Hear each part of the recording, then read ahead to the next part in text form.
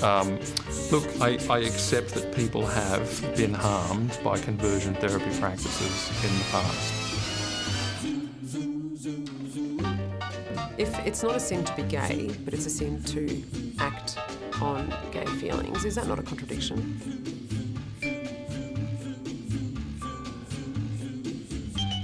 No, and it's just a worldview question.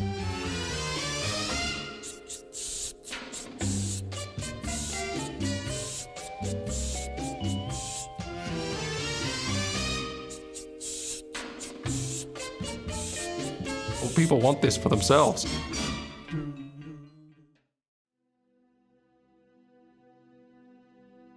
It's the turn of the century, the year 1899.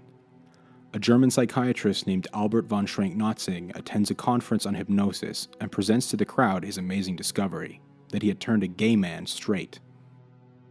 His patient, he claimed, now had a lasting attraction to women after just a few sessions of hypnotherapy and a couple visits to the local brothel. Homosexuality was more than just a taboo at the time. A sinful, shameful, sometimes even criminal act that was treated by most experts as an illness. Between women, homosexuality is perfectly legal, but between men it's a crime, rendering the offender liable to several years of imprisonment. And so it comes to no surprise that leading psychiatrists across the world had a vested interest in discovering a cure for being gay. And Schrenck was just the beginning. The hunt to determine the source of gay men's sexuality led to one Austrian endocrinologist theorizing that a man's homosexuality came from the testicles. In the 1920s, he even carried out numerous transplantation experiments in which gay men were castrated and given hetero-testicles. And although it didn't work, it didn't stop people from trying to find new ways to address the problem. ECT, lobotomies, even aversion therapy, which attempts to plant a general disgust for homosexuality in patients' heads in the hopes that this will eliminate their sexual desires.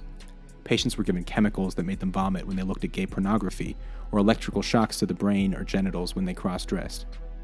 But even where these extreme practices weren't occurring as much, the idea that homosexuality was a disease was widely accepted by the community as well as medical experts.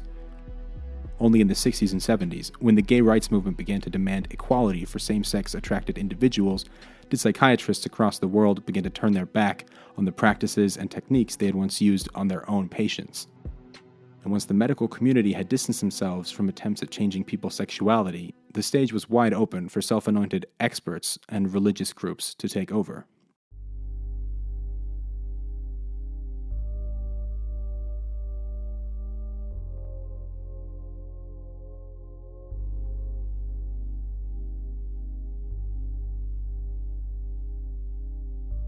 Modern gay conversion camps and meetings involve isolation, hypnotism, mockery, and sometimes even physical and sexual abuse. Most attendees are young boys, and many are not there by choice. Even those who decide for themselves that they wish to change their sexuality are only encouraged to do so because of the culture they live in that denies them that part of themselves, and are fed lies about the effectiveness of the treatments they're signing up for. If you have what you think to be an illness, and someone offers you painful, even traumatic treatment on the basis that it will help you, you may be willing to subject yourself to some pretty horrible things. The practice of corrective rape, in which a homosexual individual is subjugated to sexual assault in an attempt to enforce conformity with gender stereotypes, has weighed on countries like South Africa and India for decades, and has even found its way to the United States, like with the case of Brandon Teena, a trans man who was raped and later murdered for this exact purpose. A better understanding of sexuality and an environment that doesn't demand sexual conformity has been proven to be a much more consistent way of helping LGBTQ people exist in the world today, and unlike conversion therapy, hasn't repeatedly led to the suicides and abuse of young people all over the world. Some might be quick to point out that not all conversion attempts are that extreme, but it's not just these gruesome practices that I have a problem with. The entire premise and approach that conversion therapy has towards self-respect and growth is absolutely backwards. Drug addicts typically have lower self-esteem than the average person. When someone is insecure or lacks confidence, they may struggle with negative thoughts about themselves. So, to escape this constant negativity, some people turn to drugs or alcohol, which in turn leads to even lower self-esteem. That's why rediscovery of self-respect is an important step in addiction therapy. Reestablishing an interest in one's own health and well-being can be the catalyst that allows one to overcome the temptation to use. When comparing the goals of addiction rehabilitation to the narratives behind conversion therapy, it becomes clear that while one practice encourages patients to rediscover a love and respect for themselves they may have lost, the other attempts to brainwash you into suppressing an integral part of your very being. If the values of addiction therapy were applied to young, sexually frustrated boys and girls living under homophobic conditions, we would be encouraging them to grasp that same self-respect, embrace their identity, and take back the life that they were given, not to punish and shame themselves for it. Today, all across the world, conversion therapy is being outlawed, at least in some respect. Brazil was the first country in the world to apply a nationwide ban on conversion therapy. In Germany, conversion therapy applied through deceit or coercion, or any form of conversion therapy on minors, is strictly illegal. In many countries like Switzerland and Albania, it's illegal for medical professionals to carry out conversion therapy in any form. Even the Queen denounced conversion therapy as recently as this year, planning to ban it nationwide, and many US states already have laws in place banning the practice altogether. So things are getting better, but there are still people who stand behind it and seem to be willing to die on that hill.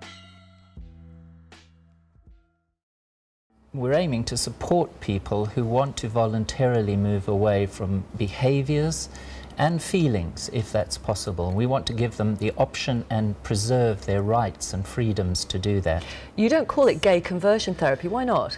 Well, because we're not in the business of converting people in the sense that we're not proselytizing. We have people coming from a no faith background, a different faith background. But you do want them to change, don't you?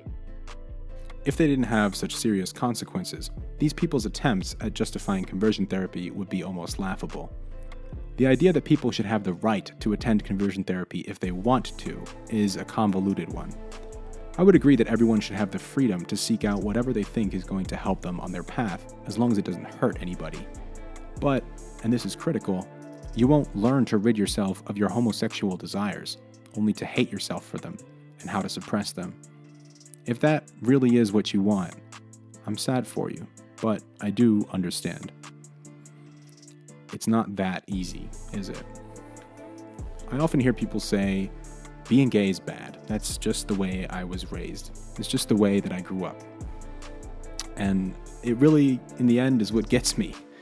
It's that I do understand why so many people have such a problem with people exploring their sexuality. They're not stupid or dumb. They're not evil or hateful. They're just wrong. Not ignorant, but misinformed. In the end, you don't decide what you believe. You know only the way of life you can comprehend.